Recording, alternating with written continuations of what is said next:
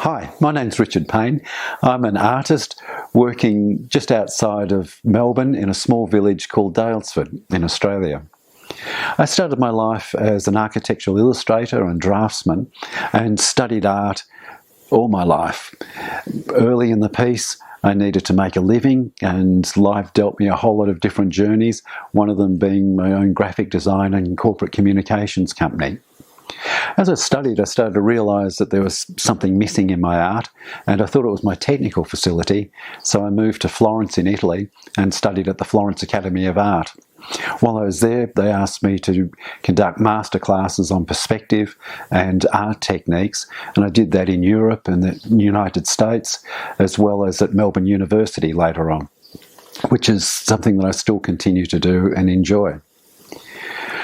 T.S. Eliot, back in 1930, wrote on art, "It is not merely in the use of the imagery of a common life, not merely in the use of imagery of the sordid life of a great metropolis, but in the elevation of such imagery to the first intensity, presenting it as it is, and yet representing something much, much more than itself." What Eliot was saying is that art is actually a gateway to the transcendental. And what I'd like to discuss with you today is, first of all, the fusion of the aesthetic and the spiritual in art, what happened to open me in my art practice, and how I now connect with spirit when I'm creating a work of art. So back in about 1770, Joshua Reynolds, who was the president of the British Academy of Art at the time, wrote about a hierarchy or a ranking of art. He didn't see all art as being equal. On his first level, he had still life, then there was animal painting, then landscape and cityscapes, then genre painting, portraiture, and right on the top level of art, he placed historic painting, which was paintings of historic significance, religious painting and mythological painting. When you look really carefully at his hierarchy, what you realise is that it's from bottom to the top, it's really a journey from being focused on just the physical aspects of painting to being focused on, yes, still the physical and the aesthetic aspects, but also with the addition of the spiritual and energy. And as we move up his hierarchy, you need to add much more spirit and energy into the piece to have a successful painting. So as artists, we first strive to come to grips with the physical technicalities of doing a painting.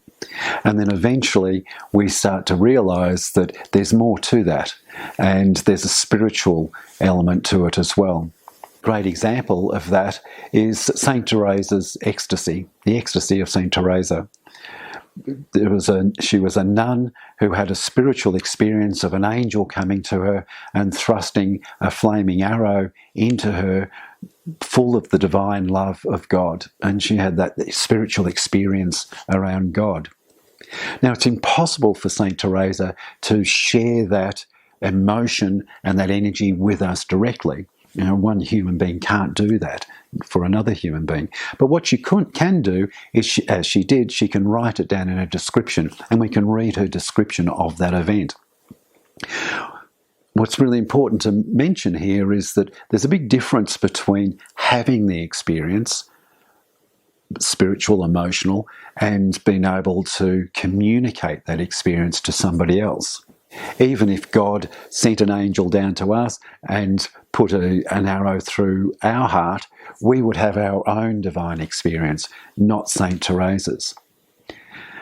But in 1650, Lorenzo Bernini actually created a sculpture of the ecstasy of St. Teresa. And once again, what we read is his sculpture of the event, not Bernini's personal emotional state when he created the work. His personal emotional state and his spiritual state and his spiritual understanding definitely informs the work, and the spiritual experience can be a catalyst for creativity. And he was so connected to that event that he actually shows us that event in a way that we might not have seen ourselves. And his sculpture opens a gateway to the transcendental for us to have our own experience. For me, where it all started, this fusion of the aesthetic and the spiritual, started in still life, way back at the beginning.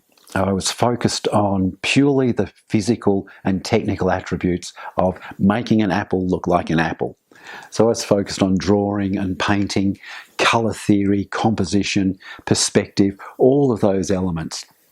And as my work started to develop, I started to realise that when I looked at the master's paintings of an apple, it had something that my work didn't have.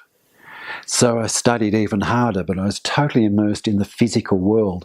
So the elements I looked at were the colour of an apple, the shape of an apple, the texture of an apple, the blush on the skin of the apple. And still there's something missing in my work. Eventually I realised that what it was what makes an apple is it's all of those things, but it's also the smell and the taste and the crispness of an apple that makes an apple an apple. So I began to hold in my mind those more spiritual, energetic sides to an apple: the smell, the taste, the feel, the juice running down your mouth as I was painting the apple. And my work moved up to a higher level. If I was drawing a tree, what I would do is sit and contemplate the tree for quite some time. And eventually, just when it felt right, I would ask the tree, "Who are you? What's it feel like to be a tree? What's the thing that you're most proud of when you're being a tree?" And then I would draw that. If I asked the tree those questions and it didn't answer me, I'd just sit and contemplate for a bit longer. And eventually it always speaks to me. And then I continue to draw. It's a conversation with the subject. It's not me sitting there trying to guess what a tree should look like, and it's not me just copying the physical attributes of a tree. And originally, when I first started doing this, I was taking my first steps in the spirituality of art. And as I focused on it more and more, the work of art started to talk to me as well as the subject. And with the work of art, originally, I have to confess, it was a battle of wills. I was hearing, but I wasn't listening. And the painting would say to me, "Oh, Richard, how about we put a little bit of this colour here?" And I would say, "Nope, I'm the artist, I'm the boss, we're going to put this colour over here." And then through sheer force of will, I would force the painting into my preconceived idea of what the piece would be. It was really hard, it was really exhausting. At the end of the day, I would just collapse with the aggro of having this battle with the piece. And then luckily for me, the transcendental relationship with the work evolved, and eventually, I'm a slow learner, eventually I realised that collaboration was a much better way of going. And I started discussing and collaborating with the work, and it talked to me more and more and more. And it became a dance in this beautiful golden light. And I got rid of all of the preconceptions of what the piece should be. And together we worked on it and we pushed it and it moved. Every now and again we still disagree, there's no doubt. But in that instance now it's a negotiation. How can we get around this? So it's a collaborative approach. And in that collaborative approach, what is really important is that I have to stay true to myself. So I have to shut out the physical world, not think about how other people want me to draw a tree, not worry about whether people will think my tree is good or bad or indifferent, but just go with the flow and go with the moment in my own expression. If I'm going to work on an abstract painting, An artist has to raise all of the aesthetic and the spiritual up to its highest level. We put abstract at the top level of Reynolds' hierarchy.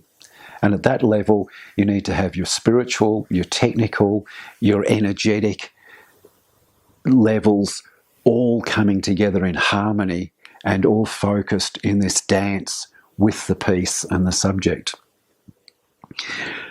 Art's a communication, though. And as we said, there's a very big difference between an artist having that emotional, spiritual experience and an artist being able to communicate that experience. What helps me communicate that experience, even while I'm having it, is holding the intention in my head very, very clearly, whatever the intention of this particular piece is. And that becomes the rudder that guides the whole process. So what we've had a look at is the thought that not all art is equal.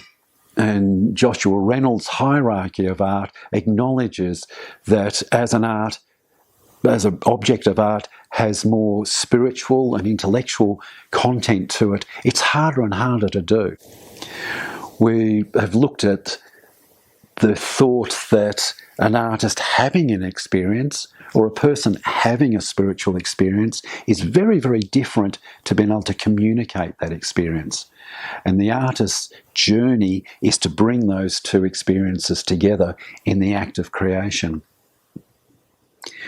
It's a collaboration, not a battle.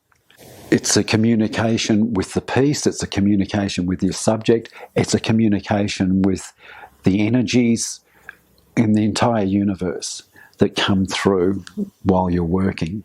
As an artist, if you're listening to this, what I'd like you to do is the next time you approach a work of art, reach out and ask it and try and connect with it and just see what happens.